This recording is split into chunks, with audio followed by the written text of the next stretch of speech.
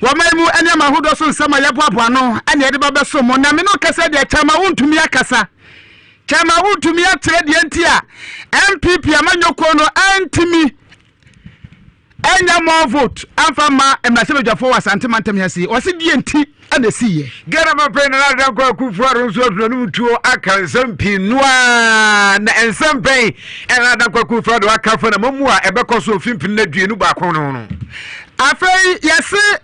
this is for be wasante mantem ha momo ye campaign pa di TMP no mo asotwe aba mo so de eyetatalabu azwado wo ranse bu from se senga sam no kasa de okopio akonfa no cha ba ya sabia ene ebronyi eme yo ma wo papa wo ma wo pa eniji sempe no mo di tudwa ebe wuramu wei ene samudo bia kaka ho ene aboabo no sa nyume no nse kanka se de eba beso mo ka huri se ebe ko atifido mantem MPP ene ND samanyoko no panfo bia ho nsema hudo bi atudwane nyina na yebekwa kofa abanti kan ho na yemfa ensem ne mbra enyumrai made hye na eyemienu na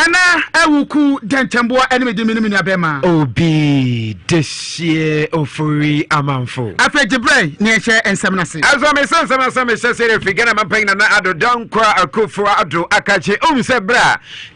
yetu abai wie nyina ene obeka yenche bia na de COVID-19 update 20 ebeto abonten so agya na da kokufo ado enura kran so sa bekasa kakra no a de yebro nya wonsensam so tudwa ne dey eye papa ya kasa de atudwa chem se ye eye na ase national thanksgiving papa bi e na ode ma esan ye nkwamdie mapa ko so e de ma no wafimpini na duenu abato ayetu ye mu enti na se twodi ampo nyankopon aye na do na fi wadi nkwanim kase di a ne jase as do asida mon kan we na fi mum wontu ozana fam radio visa radio ye bia mum na mo ne no mu na ye mampanyine de atudwa chem se wono de emfa no political party atade ye hye oso obi bia political parties fo ni nyina koma bomu na fe no ayom se ba kofo yem ade na fe no nyina ya dwuma de abo my Ghana nkoso na bibia nso atumi akonkan somebody to dwa ebini.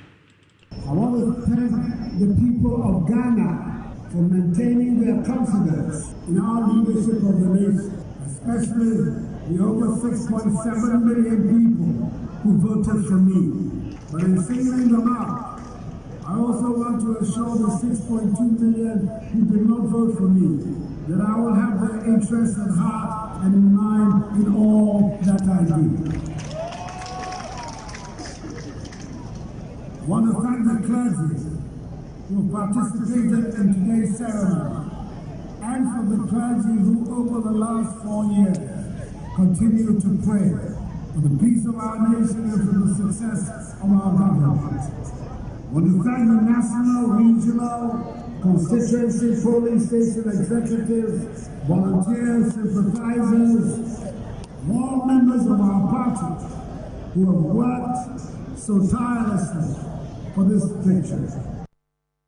Gama brother na kokufo na yetunu yetini ka ode wonsensem we atudwe nyi wode atudwe atem se adwuma na de nanim ye adwuma so no pa na so no obeni obetum bia se na bia betumi abo na fe o my Ghana sumdwe bu aye nyina yesi wo aja ye twum no so no ye be koso so akurakura mu kakra sa. This is a tall task, but it is a task that has been in the center of the noble political tradition to which we belong. And it is one that calls us to duty, to service, and to sacrifice. We have to take the lead in bringing into force the main teaching of this election, which is that all persons of goodwill, no matter their political affiliations, have to work together to secure the peace, prosperity, and progress of our nation. Ghana continues to stand as a beacon of democracy and good governance in our continent and around the world. And it is our responsibility in our generation to do everything possible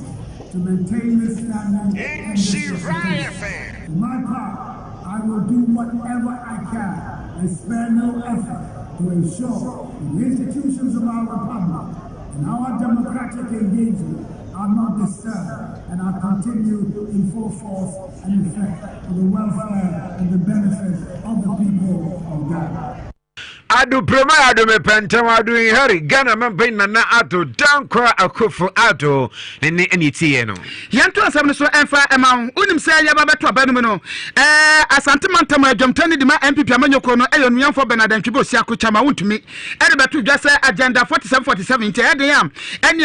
empeso amakomako aduanan enso na wa asante mantam ha no ene ombeje ni nyina de esi omosracho na omoje esi omosracho de hi omopa titru ni asawase de omoje ni se tite wa be de omoje asawase de na nam so ema me no kase kokko wiase amfoi na na dai ene ensam tani paka sia wontumi no se wontumi unie sawo na wo se abose se wontumi kura wa betu hu ade so na se abre de anka yetiye nka aba he kura wa wo ba na so se watu hu no so dabi munya botre so atiase kwakomobo a wo bia wa asem otumi aka na se odi se ni place ni enkura na sankoba ne sa se bia pese o se 10 goals kura na so kwehye 1 goal a na se wa wini wo de onya wini wie dia afia tuo he ni abofuru bia biam ti de omanfo ka ne de hu ni se adwuma no wabo adwuma no. You know, if you are a coach and you are going to play football, you should encourage your team members, you know, and depending on the formation that you are going to play, you can say that I'm going to win 10-0. But if you go and you don't win 10-0 and then you score 1 and you have your 3 points, I think it's enough for you to say you have won. Indeed, I was looking for 47-47 because of the performance and the preparation and the strategy that we put across. So when we went in, we couldn't get all the 47, but the presidential, we increased it massively. And I think that we have done 208-2012, we have massive MPs, but because we couldn't win the presidential, we say we have lost. Today, we say we are in power because of the quantum volume the voters voted in Asante region. So we thank God. Look, even the pastors, they prophesied. You know, they said, God said, John Dramani is going to win, but John Dramani Mahama has lost. By my one, I said his agenda. You know, so they can't blame you for not winning the 47-47. No. We have won the ultimate one. The ultimate is the presidency. Bernard Antibus yakura dodo na frane chama wontumi an wayi ne sedua sami rodi sanse we dey atudwa wo se enya de obi abetime de subuo bi abone se wantimi enya agenda 47-47 na wade tudwa wa santemantam ha sei no wo se achese prophet adifo no crash shebo senka Ghana mampani dada asremu se jata John Dramani Mahama betumi adi nkunimo na so ko wiase amfoi wonu agwankwa shebo wan prophesy se bibia wo ka se agenda ana agenda no krampo no ultimate no ene se Ghana mampani bedi nkunimo ana so panyi no 2 franc ade mo no bedi nkunimo ene opani na di nkunima wie entidi ambiem pa enti adwuma ne de waye papa wie ye no ana wo se santemantam fuei mema mo pia fisa adwuma mo ye ne de no kranim eye adwuma so pa sa wo de toto emfempem mienu ene du nsia de no ha na sa afi no yabo adwuma pa. We have to thank the Ashanti regional people. They have done extremely well. I have been 2 times regional chairman. And in 2016, they voted 1.650. And this time, they voted 1.7950. Nearly 1.8 million. So, if you see the graph, there is increment, and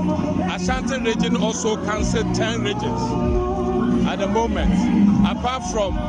taking out the NDC votes, we also use our remaining votes, that is 1.1 to 1.2, to consume the 9 regions. So the Ashanti region has done massively well. Indeed, Ashanti region is indeed the stronghold of MP. Eni awtiye aya Bernard Antwibo siako MPP amanyoko no nkrabata wa santemantam ha omudwam twani eno no arezo I wan twani ompo no de nchesanwemu a ene egusu etene egusu agya MPP amanyoko ni mu a wo mi so senior minister ya wasafo mafo na ono kro ye adwumtene ya paw no MPP amanyoko no so onhwehwemu se ne be ya agya na so dwomfo awodu olusu di ntwo e wonfimpinu ene duenu abatu mu so no bari biara ekofa ba ye emma asantwudie tumba ho MPP amanyoko na fumagya wo matumi ho next time no betumi atuato na fe nkonkwoti ma bibi mfa wo biom na enum na committee no nso no de ababeto dwa james a o ma hwemu a awehunu se MMDCs na fe DCs awudo no bebrewa wo mo ka wo bi pa na ye brai parliamentary candidate awudo mo wo masijom chukuchukuchukuchuku sa ma dwudie ntumi ba nso no se so ye MMDC na so ye DC na se hwem na se wo ka wo bi pa na ma dwudie papa ekoso ni ma MPP am yiko no wo ya abato mpeso so awudo no dia wo de atodwa james so ye bebo go UCC an se wo de tudwa bi We realized that there were a lot of internal frictions, a lot of district chief executives, municipal chief executives were undermining parliamentary candidates. They were even campaigning against them, and therefore we have a lot to do between the DCs and the parliamentary candidates. I see. So have you been able to identify these DCs and MCs who perhaps may have undermined the work of the PCs? Obviously, we have been able to identify some of them. Would there be any sanction against them? If you are a DC or an MC and you campaign against your parliamentary candidate, you have no business to be a DC or MC for the party. Because the candidate is the candidate of the party. So you will sack all of them, that's the understand again? No, they will definitely have to throw out. Definitely. No, I some of my friends to the two James says they have identified some of the MMDCs. Let's just say, one more show who say MMDCs in the water, Swama, one more can be planning to the said, Coma, MPP, Yukono, and where constituencies I would want to say, and Kobasi and Credia, and the Sune. After the victory, we deem it necessary to give thanks to God. The president-elect, Nana Addo Dankwa Akufo-Addo, won with about 500,000 votes, about 500,000. So much. If you are not, you may be aware. President Mills won elections in this country with about 47,000 votes. 47. So 500,000 votes is more than enough. It's 50 plus 1. And 50 plus 500,000 is a very solid victory. And therefore, we have every right to celebrate this victory. Royal Safo Mafo and Yatinika, what is sensible to Janantino, OMDC and IDC. That's how can we be an MPP, you couldn't show our constituency BDA and a Jazia Park near Manubuku Groom and who sends some nano. Yanto Asam and Famon, Yafini and Certificatum, not the original secretary, Mr. Chocho for Penny Edima NDC, Amanda Konum, and Ora Mohammed Abdul Salam, what they are the Sadia Pana there to Ghana for you say, send ya we are Jim Kwane Eddie Amayen, now at John Kono Epano Crediano. It is a Ghana for you standing for no credit and Casa. Yana say, I didn't credit never pay ebedi ejuma. Na Ghana for you, and who say, a doomre this a bibini to me as original, near Casa and Pa, ye share and near my pa, yam penny my bonnet, our Yabrabomo ebium. Wapane this answer when United to Jawamran, and some training Elias to educate and come on. And Elias Busa Pesa and TCCIA, all kind of credits and now no credit, or can also, or my piano, Sebetum Pounders and Emma Bacon Kanya, as about to send credit, bet me Ayajuma, send credit and Yajuma Padia, and Yadi bet me Akon Kai, and Tiamanu credit, and Yajuma, our mammy has say, now for Crossan Catagana for you now say, and Pempenso Yababe Dueno, Yan Hapa, say, and Yabia Christmassy, Yana Yabetu and Amampa, Ebabua, Emma or Mino at me at 2 empong. And to emulate the good life of the person whom we celebrate on Christmas marking his birth. That is to say, Jesus Christ. And I say that let everybody urge more on sacrifice, urge more on giving to humanity, urge more on doing good. And when we all stand for the truth, nobody will be talking about peace. After all, in truth and justice comes peace. So my admonition to everybody in society is to first of all stand for the truth, stand for freedom, stand for the well-being of humankind, whether they belong to your side of thinking or to the opposite side of your thinking. What is important is that we must coexist peacefully. Coexisting peacefully does not mean we must agree to do wrong together. We must agree to do right together. We must agree to do the things that promote society. We must agree to do the things that bring about the well-being of humanity altogether.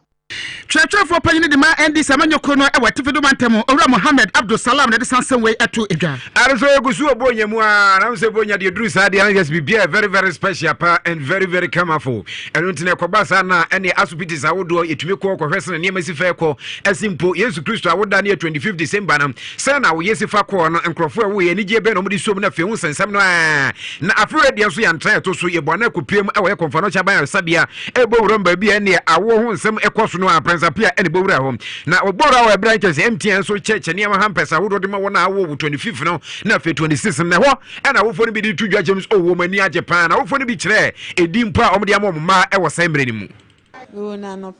25th December, and a pay 30 per pen and a wound. The measure every me being when I remember I a penny, but no be a Christo Nima, our Ghana has say. No can ya me as a match man sign. They saw the Omufan a fear brunia, Tim de Yamias is some wound years to crada, or better years and so be and why a concun we ask. Okay, many the Ajipa, send me to me woes, I bring your whim. Many are just to dash them so windy, many are Japan. How do you suppose you need so? Why are you coffee? Uncle Ponshami Bay, no need paying pat that. Collaborate also for that way. I collaborate granted Akola or Demus from the month of December. I was a made that more super MTM for Joy News for 25th year by a dark as ya Yakopon so ya who yesu Christo. A toss ye that MTM for Swasi. Ewo, a chadianes laugh a fair, but the other dream. Ya tu dwa chem se dia yasedam ko a na bro kasa wie no na eye adwoa frakuma ba obin a wono eye acting general manager edma northern sector MTN ede atu dwa chem se ye ya de omo yes na be ya betumi aboa na fere se de nso no ahye wona afi omawo anso afono mu ehwa ye wo bronya bronya so ade emienu a mechidi se edi e wo bronya m yo odo eni se ye ya adoye na MTN yenso ye hu ne se afi biara esi e ka ye maame no a omawo agenkwa ama ye nti 25th ne 26 biara ye de to ye ho so every 2011 MTN de to ne ho so say ye bekọ ne ye maame no omawo foforo akochia because hu ni se omawo agenkwa ama ye afi ye fa covid ye excuse enti a ye ntimi reach out emma ye maame no ne ye ma ya wo mo foforo no enti ye bibi kakra hampa kakra a ye fa ne se ne oba bi a ya wo ne foforo bi ohia so de bebe wi ase de ya kani ni na ahyem e wa ha sei hampa fefefe a ye de bro mo ne amom hu odo a MTN e wo ma wo mo Ole betin ken adwoa frakuma ba obi wono acting general manager edema MTN northern sector and just odia tuju filia bi onso ye staff midwife recovery ICU mother baby unit wo konfanocha ba sabia dia tuju achim se omukọ no omhwe na fe no enema pa entumi konka mo na fe no omhwe omma no se omawo awie no se na be ya betumi abo na bibia so fine ediama won aha 104.5 atom 106.3 asempa ana affiliate more than bebe sanyume no se kan kase ani epiapia ma te se de to for school ko ne so enfama Food and Drugs Authority for paying for Micha FDA wamu de baba to edwase enei yeto hampers ahodo ne yeto niema wo stores ma ahodo no ye se labels ahodo etataro ho anase entroya ede agugu ho no ye betimi akenkan ne ehunu se aduane na yeto no eye papa anase nya papa ewukwa akoto aduane bu ha na obo se iSpy ne so wahwe na wo de akwa fie wukwa kwadi ko wie no sabi se wototo aduane bone ema oyafuna aha ene wa onim abanya bebo wo yemu ene ti bomade a se obetimi ahwe na asantematam yes opanyin po da FDA no eyo bapa nora naki talabi yensam training prince apia ekwocheto no ando so maame yeni nkoma obronya mu. For us Ghanaians, when the item is in our home, we feel it is part of is mine, and so you don't worry about whether it's expired or not. And so the advice is, if you receive a hamper, that's a good gesture. Please take your time, remove the items individually and check each one. Even if it is the same, two of the same item, don't assume that because you check one, there may be different batches of the same item that ended up being together in the hamper. And so we are advising that you check the expiry date of each item and make sure that you use them before the expiry date. Wowie no amana so asade to dwa ekyerem se edu bronya brese ya obehwe se donkom ye atete so ya yavo amafo guso ya to Ghana fo so de fofolafo en ne pe obehwe drink ya se atete so ya se mienu miansa kane nanka ba ko ya 10 cedis so ndey ya se o ya atete bronya nti ya de aba miansa 5 cedis na Ghana fo ne ate aguso ne ya to sa fofolafo ni lebu okra na kada krope na spy enti otwebegu monten so anu aton ma yensa ebukoko wie no ubedi na spelele pa na achi obo so na ho a kana mitie ntwida ubetimi adwu hu saa na tensa gu so wose ne ma nyina ne yade bia edisi etimi ehwe na fe so mo so a edisa product ne eba adwaman so ne nyina no wo mo so mo hwe ye pa fi sesa ban so mo se pa wo mo chewa emra no bedi pa. I gave that scenario because personally I received a hamper. I came home and I decided that let me break it out, let me look at what is inside. In breaking it out, I realized that about 50 or 70% of the items were expiring at the end of this month. The business person has stock. They have stocks that are almost expiring. This is the season that we all buy. Now, if you buy and you're going to use everything in the hamper within the stipulated time, there's no problem. But the issue is that we as Ghanaians keep things. So these items, you leave them somewhere, or either you also gift it out. And so you will, if you don't take time, or if you are not cautious, time you start using them without checking the expiry. Any OTA ayopa power that FD no e was santimantem ha say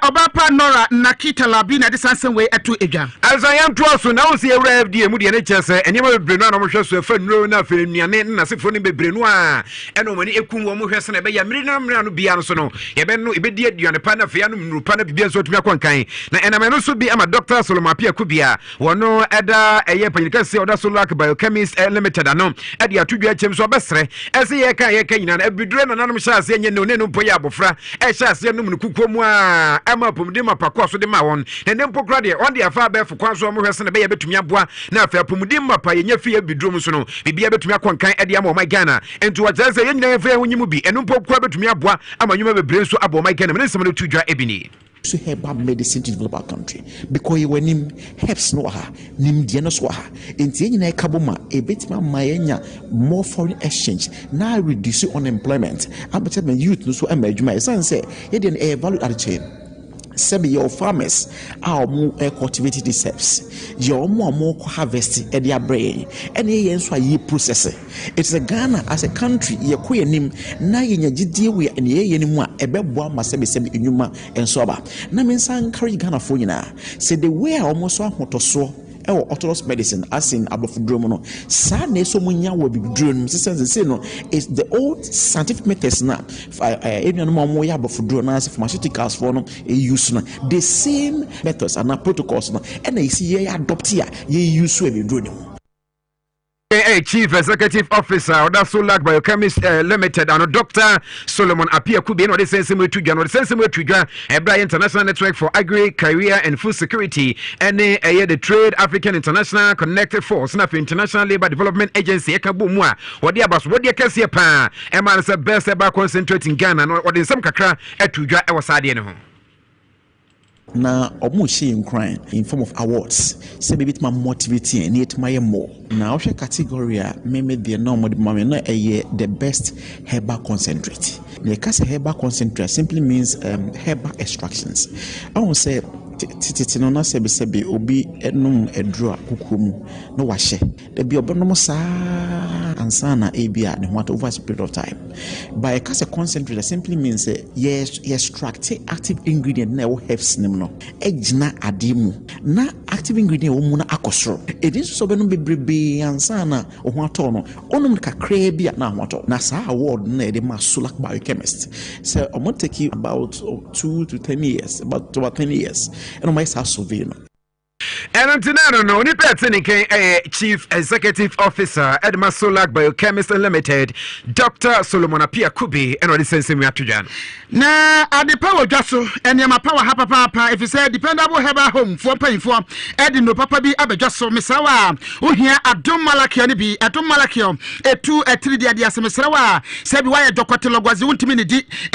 wuntimi tumenye ya mesrawo bomade se ode kwa test se onye hu se etiri di ya dia bi ewo ni nipadua papa dia na de wakwa kwape adomala twani bia nonom na benya hoden adom na twata ne kene so e wodwa so obi a wani moto a wontimi ne de apia tetei me ba cha wotetum kura nkwa anemia ya de na atwonya so to na miamia wani na nso mo manema nkwa ya woni padua no mesewa wohia adom na twata ne kene bi eye tonika ya de badwa so ne kura ni se ne nipa di ho adanse no ese fata se so betimi anonom bie na adom na twama me se ne capsule so ne so de wase brahman ni osi bubo bi me pa cha wonima na ogwa busa kure no wabeka cha papa wonya bi no no me ya di na kagiramu wo tutuo ba ko di mayam wotum say yes wabane nam ho no asenkuko dwa bi atia gu ni tirim no wo dwiri tirim ba bi ade ba chumbo se ni tirim na empesa asa rasta ni ade bi okoda no so poni kama ade ba to ade sa dwuma how to say yes ni kunu no atimi ano no madom natural man capsule se ni Mr. ni bi entubo so pia ne sa wode ne sa dwiri tirim sa asenkuko dwa gu ni tirim na asenkuko dwa bi ani ho efisa ma femfe go pa vitality papa adom lady care capsule se ni Mr. ni do bay mo ahimfie nkasa ma mesraw mema ne pani tiridi empani horora harara nsembia mesraw me honya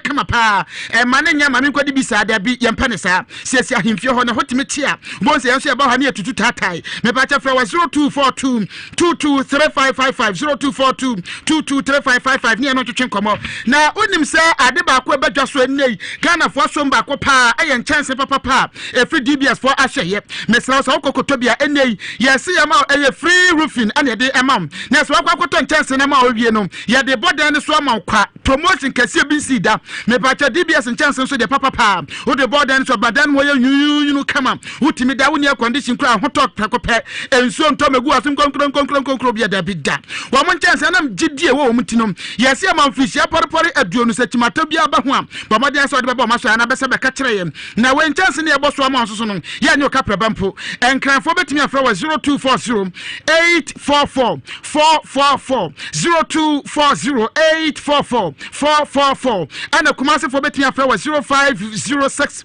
004141 baba dia so betimi afra DBS Industries Limited roofing papa efie no na agbave ase agbave me ba cha no agominu mama men na onim se na mona criminal ni shop na ba dwa so ni tenam amama honam aye kama wa ba bia sabi na taso din so sabi onwa taso ena ho so aye winchire se kokrodi de crocodile me ba cha mama dia cheso bia di mona shop ni criminal bi ya di bi dware ni ya di bi sra amazia no ye skin aye kama moton sa sabi akrafo froto ho mama dia manwi susu fusei eti mama dia so betimi anya bie agbave fever no so boa ama obi atiri dia adokro no nso nya bie etu ase prekope agbave to ne kan ne bam no so odwa so me ba cha mama dia oba bia kwa fichiro bu nsa wote ya oni ade ensisi so ye baba ye ba ho ba ko pa o sina mi hu mi nsa uhu sa dia kofa nan bre me sra wa ye mpesa ade no kra nya dia me ma pesa ote pompo bi na abo we ye bebrebe mi pa cha ohia agbave bam ne bi ebe boa papa ayare sa fie pa ene ho me ba cha fa wa 0246 59 5256 0246 595256 na woni ya entwetwe enkomo na ani je sam kase ba kopa aba enya ne se enei amanfo wa enkwanta pon eno ewo bosome frɛ ho ewa santimantam ha sei ani je sam kase aba ma so enya ne se no mu ni nsuo na Isaac no menyo pozo eba ma dimbo pino mo eni amokwa twetwe enkomo amanfo ekomo nsa o amasam mo kan de na ahreho ebiso wo nsuo mo no pa he wo de ko Nhyira FMCC a ko Facebook page na hade na wo nsuo mo no ma na se nsuo ne enkoye eyo mo nyokra na so mra Adom TV fo bo mo de bo ho dawuro no oh ehwa na adwumakọ bi yi ni ti ekoye sa adwuma papa yi edema mom na adwumakọ no eye madamfo Ghana Foundation for wapanyini pa no eye Deputy Country Director eye Owura Enoch Sunday Atipoi ye ne twetwe enkomo Madam Ghana Foundation maybe a twem ye ho tell us say Adom TV for be story bi e wa nkwantampo a che say omuni so omusanso wa e form story ni che say amuso na machin be say 1 to 2 and sama ko nso then my Madam Ghana be mu say and say bo mu awon so afemu na ye ba ko no so no ampa ba no bu say ampa omo ebre won so ampa and nya nso no kwante na omo bre so amuni school kwa nante number of mass and sana motimi akọ school enti Madam Ghana for boy ho say beti be bo mu awon school block dem mu ye show to see a family community. Say musi school no teacher for baba no ahimfa no betra say oko apewa Madam Ghana Foundation you see 16 bedroom teachers quarters ama sa chrono nti madam for Ghana we so nyawa wan say betia be si school dan na e be si teachers quarters so aka ho wey eye ensemo owura Enoch Sunday atipwe wade atu edwam na this obutu ho eye owura yawdanso no de atu dwase no kranim he Adom TV mayade papa pa mayade na empempi no ebu ha na nsamtwani wi kofa asem bi wo community bi ma na this bi gina so ana mo bo machi na mo bo machi o se da bi sade ne de o kan wasam na se wode wani akwa hu dia enya achibo o ka eye pa eboa emo bi so timbe sombi ensuo no se ukọ ha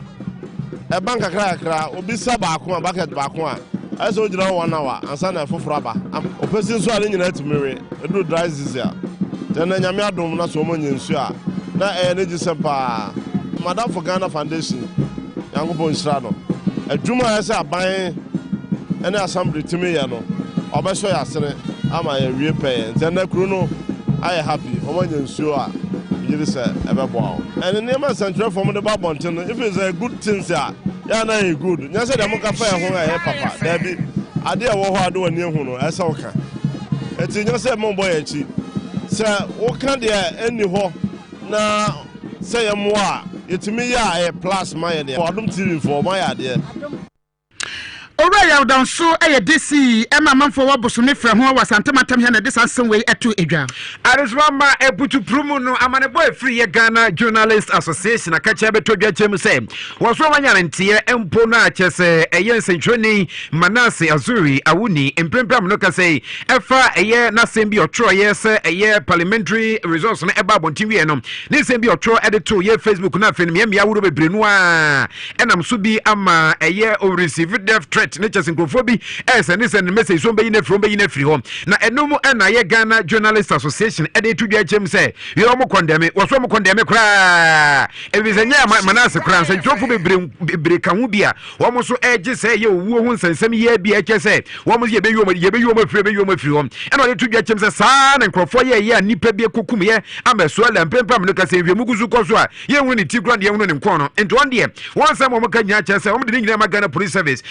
Ghana Police Service enye hwehwemu bia wo so mu ye bia enkosi asese na be ya bibia betumi akonka na fe mahunu nipa edi se nyam brasem na fe mu do ma fam na kwa so ene kura twam so a JJ eto ne safra na dan kwa kufuado eche so na commander in chief on kasa na fe mra bonte eme condemn eme kasa ensem ankrofo edi gu nsentwerofo so ena sentwani bia eche na dwen na fe ye kan ye be yu afri be ye afi wonom wo de atodwa james wo munyi se na dan kwa kufuado ma bonte eme condemn na fe ome kasa o woro na safri ho na fe na mobi obetumi atu se na be ya wo be bon sentwerofo ba na wo be ahwo yen se ya wo ba mo nsem no eja na so no omutu sa na mo no eno zo twamu a wo mo fra International Federation of Journalists Afro Federation of African Journalists Reporters and Frontier Reporters Without Borders na fe sentwerofo ku ahodo a e wo mai e yo wiase nyina e so mo fo manu tumbi se na be ya betumi aboa na fe ni nipa asase sende e ye messages ahodo de ma e ye sentwerofo e zo be yo me from so etu obetwa we every General Secretary Edma Ghana Journalists Association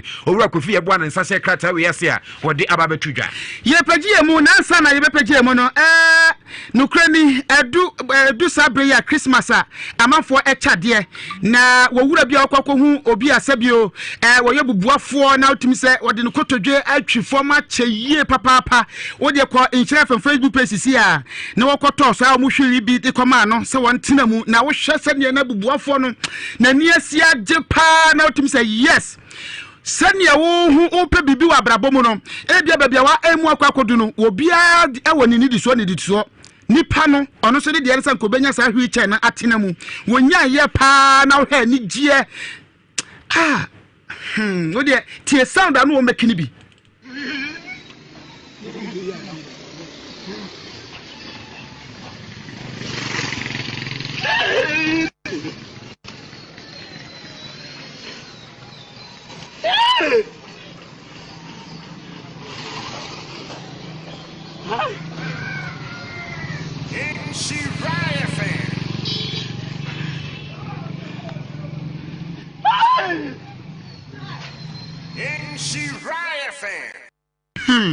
Say what tie sa sound na o mekiri na no eya ni gia chese wo hwe Facebook a